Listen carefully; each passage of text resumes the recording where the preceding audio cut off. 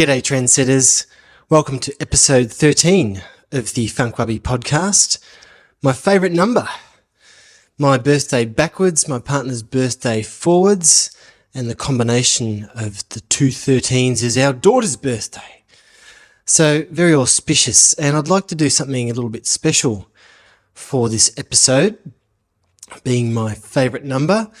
I'm going to tackle my favourite subject, which is human beings and human beings getting along with each other.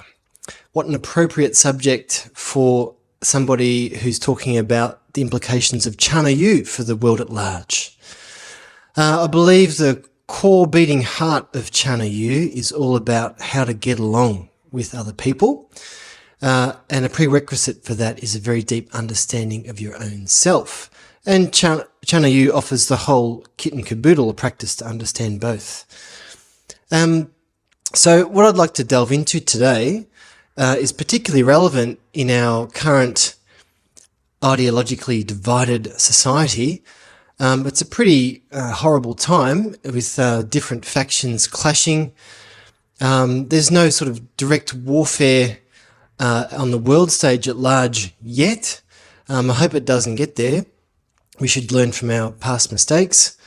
But there's certainly different ideologies fighting what seems a digital war online. Just open any social media account and you'll see evidence of this. You have different like fascist and Republican and communist and libertarian factions all going at it. And I think that there's something in the practice of tea that can transcend these different ideologies and find common values, or at least aspire towards this noble aim. And that sort of demands a certain posture from an individual, not an exclusivist, not an inclusivist, but a more pluralist way of operating in society. So these three modes of being I'd like to talk about today, because it come out of a deeper discussion and deeper inquiry that I've had since late last year. So polish the floor, grab a tea, and tune in.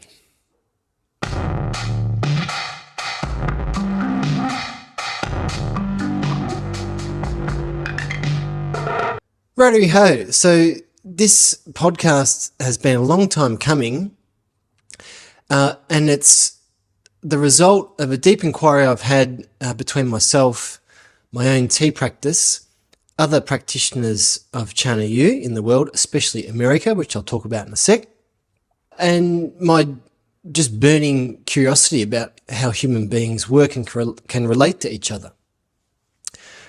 The two main reasons about why I'm talking about this today. First, the more tame one, and less volatile one, which is just a pure sentiment of thinking that we're missing something with the way that our world currently is. We're in a globalized world. We're connected via the internet.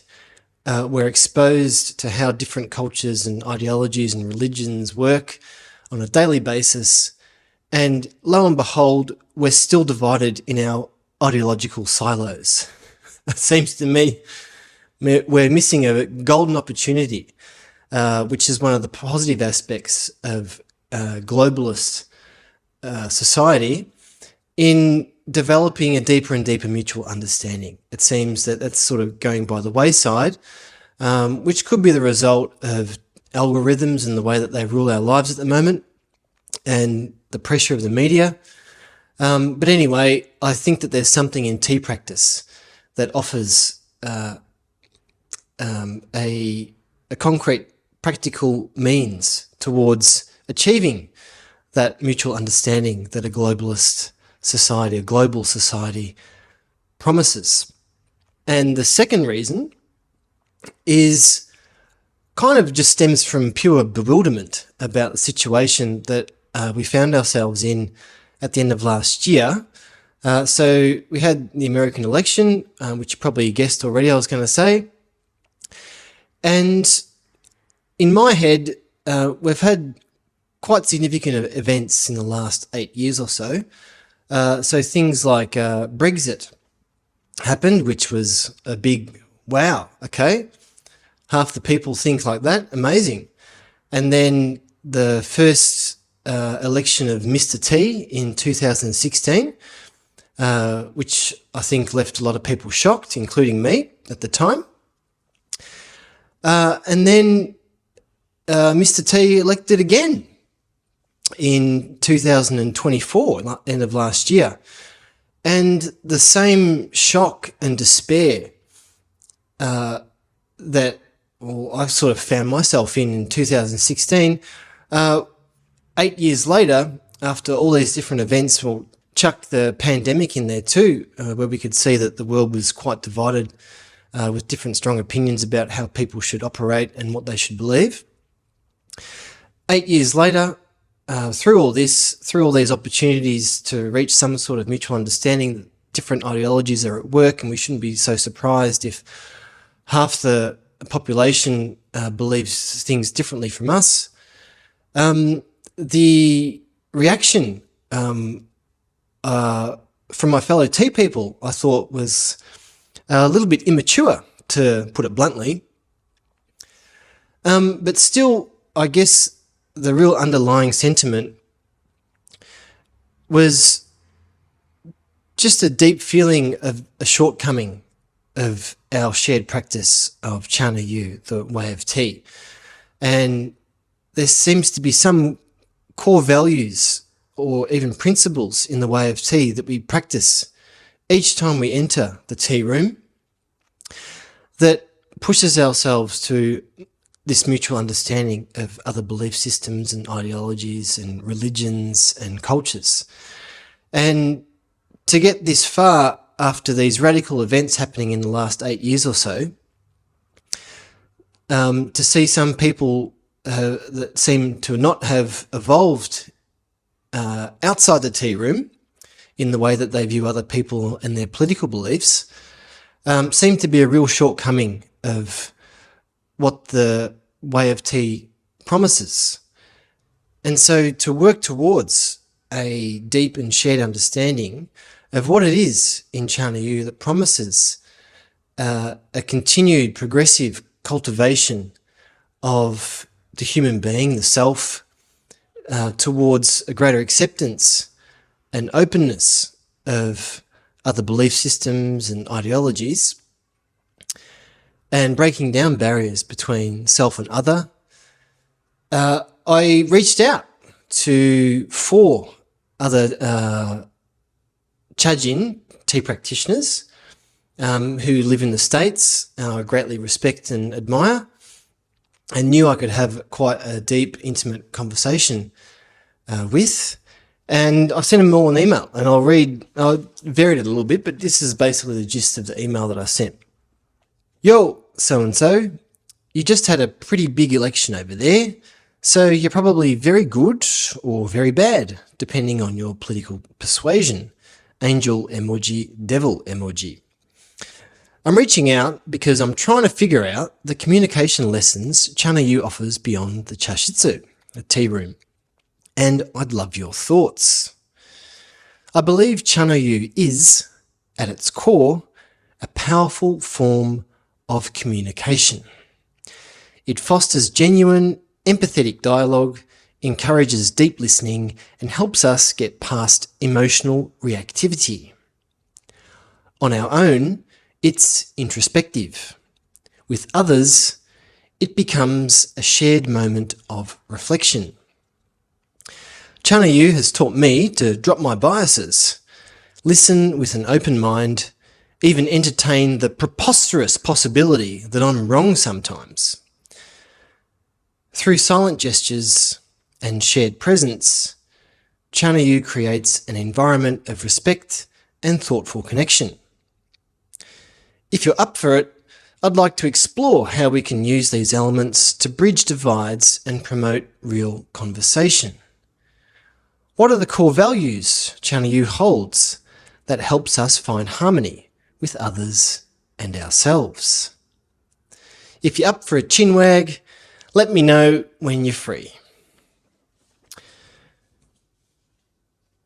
So that's the email I sent, and they replied, beautiful people they are, and I set up the Zoom and had a chin wag with them all, some for about an hour, some for even up to 2-3 hours. There was a lot to talk about. And through it all, I come up with 3 major themes that I could see was really eating at people who, like myself, were really trying to understand what the bloody hell is going on in the world. And especially for these people, they're in the hot seat in America at the moment, and most of them are in a position where they're seeing it as a situation of the shit hitting the fan. So the first big theme, which all of them said numerous times throughout our conversations, was that there's a dire need for more self-reflection in their society. And of course, it's not just America. This is society at large, on a global scale, different countries. I live in Europe. I can see it all around me. I'm from Australia. I'm tuned into what's going on in Australia, of course, because my family's there. And holy shit, there is a burning need for self-reflection there too. So I'm generalizing this, taking it out of the American context and using it as a global context, because I want to work towards what Chana you can offer our current situation in the world, where all these ideologies are butting heads together and not giving an inch. The second big theme was a sense that at the moment there's a war for our minds, to quote one of the people I talked with. This is a very good way of encapsulating what is going on in a digital form, where when we tune ourselves into the internet, we're bombarded with different things trying to pull us towards different ideological stances. And I'm not saying to unplug yourself from the internet, although the revolution will not be televised, but you need to be aware when you're looking at different media that it's trying to pull you in a certain direction. Like right now, I'm preaching to you about the benefits that Chana Yu has as a practice for both individual and the individual in society. So therefore the society as a whole, if there's more tea people, hopefully fingers crossed, that means that there's a better society. But we need to unpack what that means. And so today, talking about tea as a pluralist practice, I'm trying to persuade you about the benefits of this posture in society. So that's my stance, and I'm trying to at least share them in a way that these ideas seem palatable and reasonable, and you entertain them for a little bit, and hopefully they can stay in the back of your consciousness somewhere and be handy one day. But the second theme, war for our minds. And the third theme is moral outrage. And this is what I'm talking about, the ideological warfare that's going on at the moment, and people in ideological silos.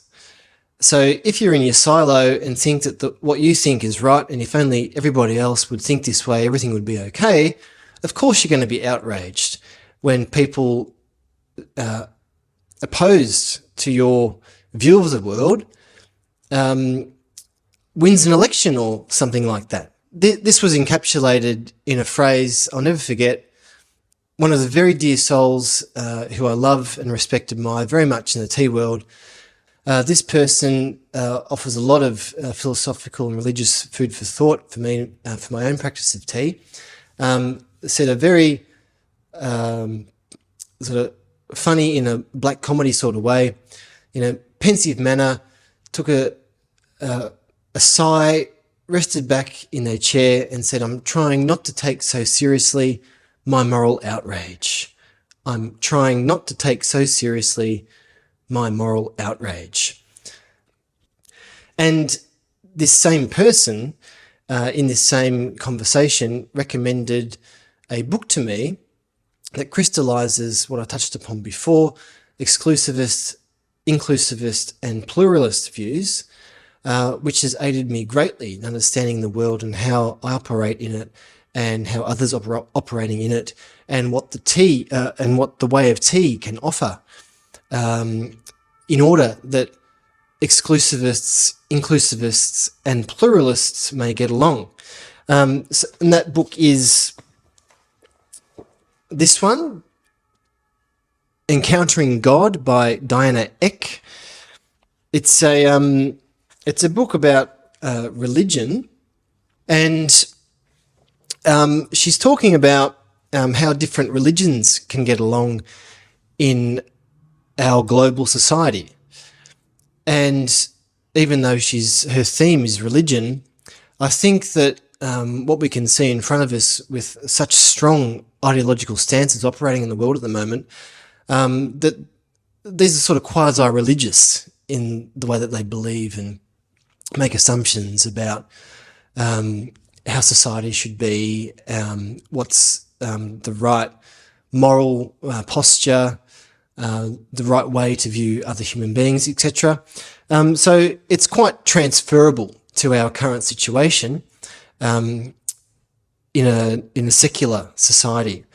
So I'm going to quote from the book just for a second so I can crystallize what it is that she's talking about, and what I found so helpful is this. In the chapter entitled "Is Our God Listening?", she unpacks these three modes of being, this tripartite theory, if you will, of operating in the world, either as an exclusivist, inclusivist, or pluralist. She says, the great issue of the multicultural city is identity, ethnic, racial, and religious identity, African American, Caucasian, Asian, Hispanic, Buddhist, Muslim. In both the urban and global contexts, we rub up against the new textures of religious diversity with increasing frequency. Of course, when she's talking about religion here, you can extrapolate that into the world of political ideology, etc. So we rub up against new textures of religious diversity with increasing frequency. The question, is our God listening, poses in a blunt way the challenge of our encounter with real difference. Responses to this question take theological, social, and political forms. There are many types of responses, but we will explore just three possibilities, indicative of the range of interpretation within almost every religious tradition. First, there is the exclusivist response, our own community, our tradition, our understanding of reality, our encounter with God, is the one and only truth, excluding all others. Second, there is the inclusivist response. There are, indeed, many communities, traditions, and truths, but our own way of seeing things is the culmination of the others, superior to the others, or at least wide enough to include the others under our universal canopy and in our own terms. A third response is that of the pluralist. Truth is not the exclusive or inclusive possession of any one tradition or community. Therefore, the diversity of communities, traditions, understandings of the truth, and visions of God is not an obstacle for us to overcome, but an opportunity for our energetic engagement and dialogue with one another. It does not mean giving up on our commitments. Rather, it means opening up those commitments to the give and take of mutual discovery, understanding, and, indeed, transformation. So there you go. That's what she said. And then she goes on in the next 20 pages to unpack the different particularities of these three viewpoints.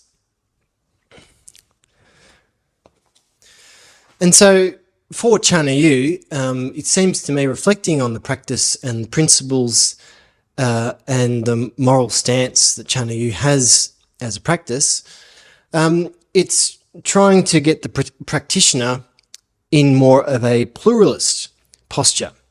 But of course, like all ideologies or belief systems, of which Chanayu is one, and the different schools of tea are different belief systems within Chanayu, just like there are different streams of Christianity, different streams of Buddhism, etc. There are different schools of tea. So there's a way to serve tea to a person. You'd think there wouldn't be that many ways to serve a bowl of tea to somebody. But of course, all the art and the etiquette around it, and whether you come from the merchant class of Japan back in the Warring States period or the samurai class of Japan, of course, dictate your outlook and the way that you can operate in the world, and that therefore gave birth to different forms and different schools of tea.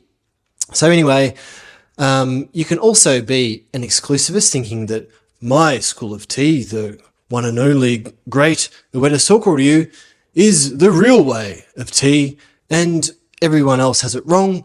This is the only way to do tea because, after all, Ueda Soko learnt both from Rikyu and Oribe, the two greatest tea masters of all time, and he combined their practice into one unbelievable practice which has all the truth and everyone else is wrong. So that's the exclusivist viewpoint.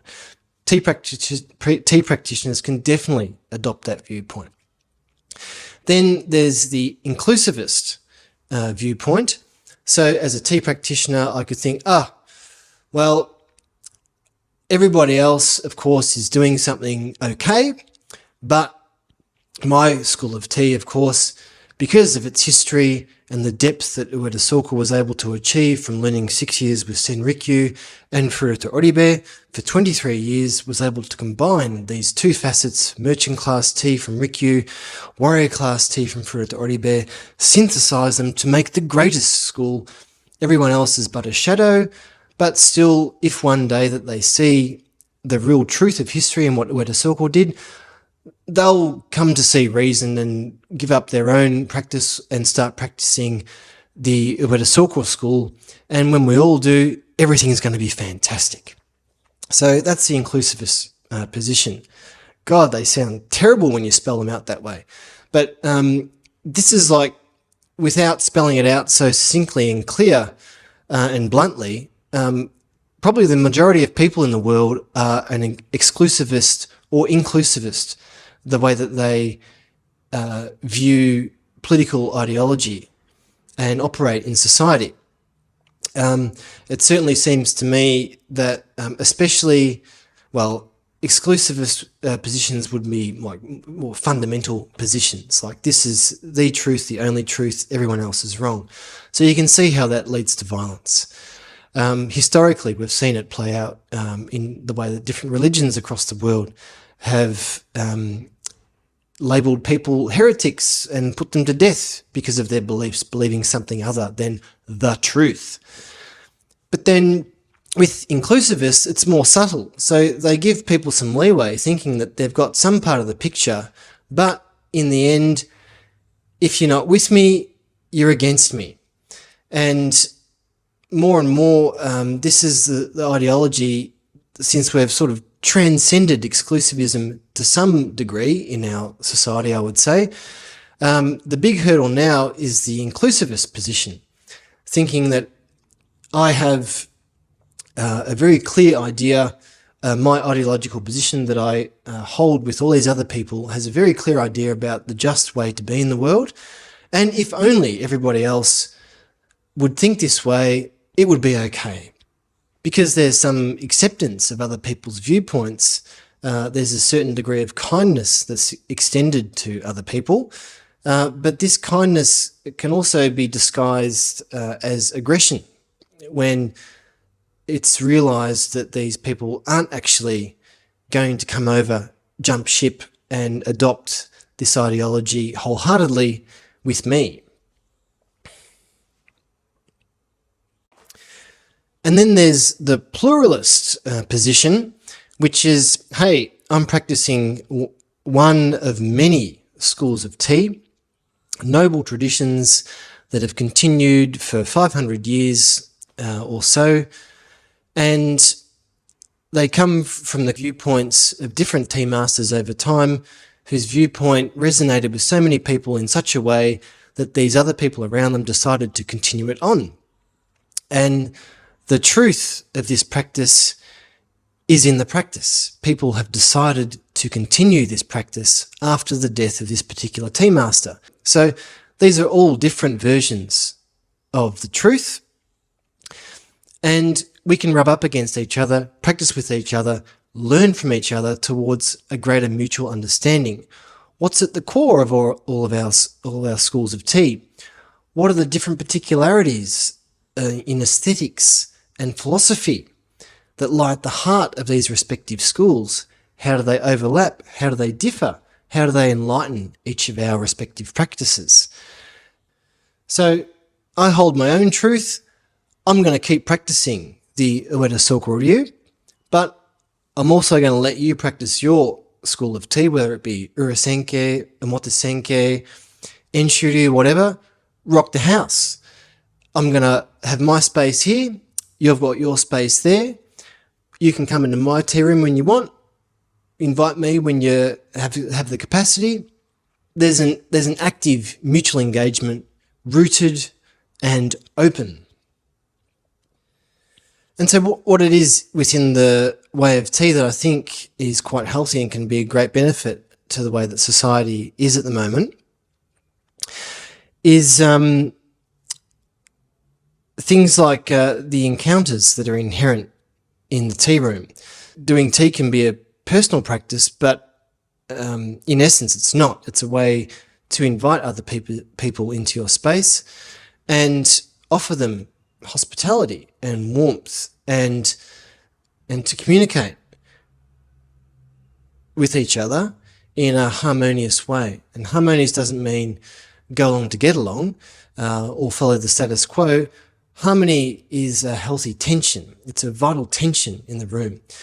And harmony is one of the core values of the way of tea. You have wake seijaku, the wa is harmony.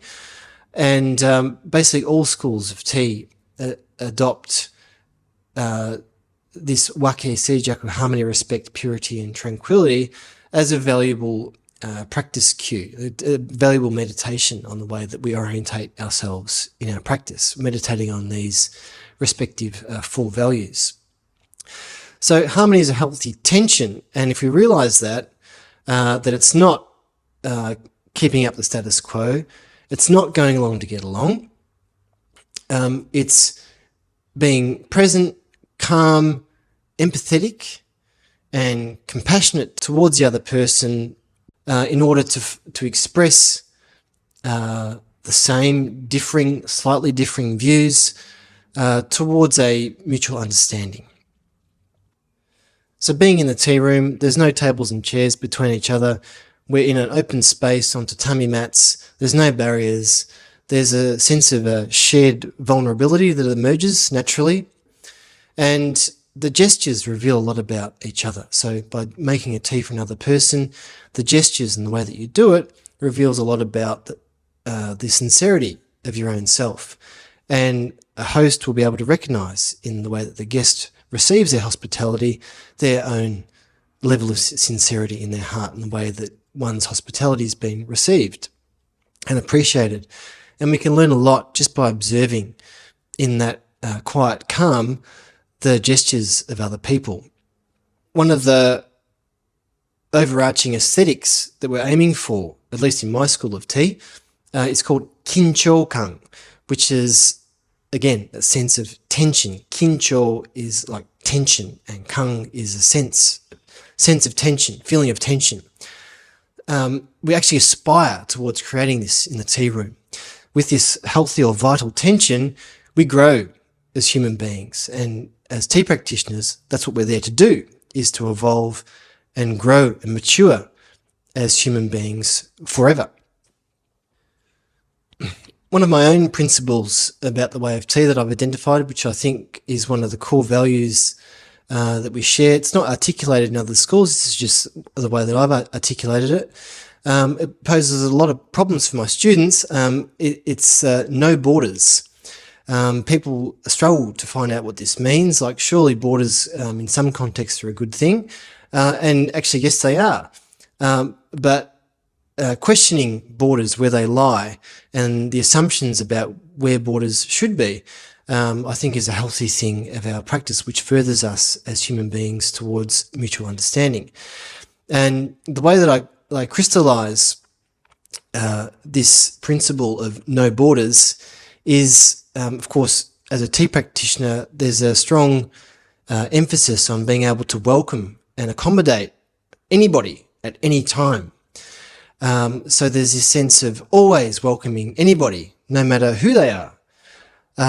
But that's not quite 100% of the truth. You're going to burn yourself out, wear yourself out, expose yourself to some gnarly shit if you're welcoming anybody, no matter who they are, all the time. So I crystallize this value or this principle as I welcome everybody, but my door is not always open. So this necessitates a spontaneous ethical posture in the world. You have to always be discerning and not resting in a particular way of thought, a particular ideology, but always being spontaneous and questioning how that manifests in practice with encounters with other people, I think is a healthy thing that the way of tea teaches. And to round things off and to stop this podcast, just leave the idea that tea was actually born in a time of crisis. Chanryu emerged in the Warring States period of Japan, 200 years of intense civil war.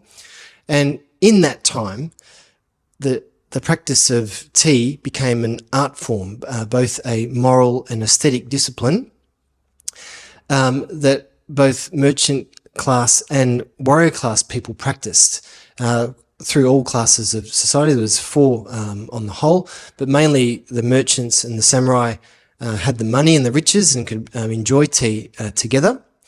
But merchant class was the lowest class of society and the samurai was the highest. So you could see both these social classes finding a way to get along with each other in the tea room.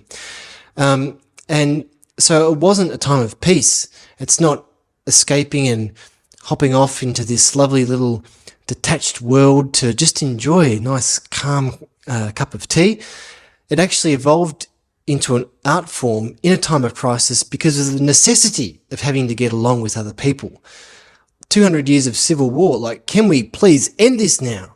And with a noble eye towards the end of this constant warfare, things like the way of tea, Chanryu, emerged and did a lot of work in getting people together, talking, communicating at a deep level to reach some sort of mutual understanding, which led to a time of peace, 250 years of peace during the Edo period. How that manifested, of course, is another story, but the noble aim of tea was to aid this mutual understanding and communication towards some sort of peace.